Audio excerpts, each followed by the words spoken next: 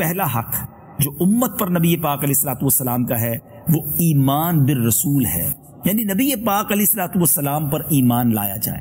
یاد رہے ناظرین، یہ ہمارے ایمان کا وہ جز ہے جس کے بغیر ایمان کمپلیٹ نہیں ہوتا۔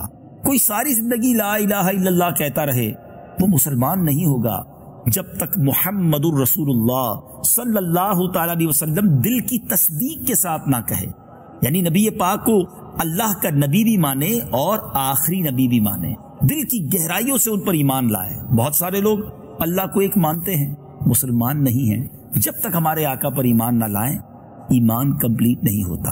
ہم اللہ کا شکر ادا کرتے ہیں کہ الحمدللہ عز وجل ہم مسلمان ہیں اور یہ حق ہم سے ادا ہو رہا ہے، مگر اللہ سے دعا کرتے رہیں کہ رب کریم ہمارے ایمان کی حفاظت فرمائے۔ ایمان سے بڑھ کر قیمتی کوئی شے نہیں ہمارے پاس۔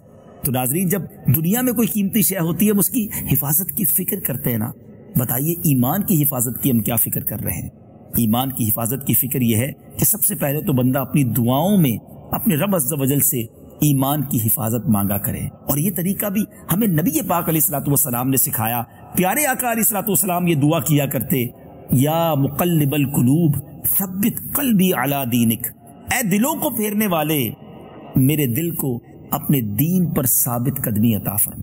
آپ بھی دعا کرتے رہیں، میں بھی دعا کرتا رہوں، اللہ ہمیں مرتے دم تک مسلمان رکھے، ہم اپنا ایمان سلامت لے کر قبر میں جائیں۔ صلو علی الحبیب صلی اللہ تعالی علی محمد۔ مجھے اپنی اور ساری دنیا کے لوگوں کی اصلاح کی کوشش کرنی ہے انشاءاللہ۔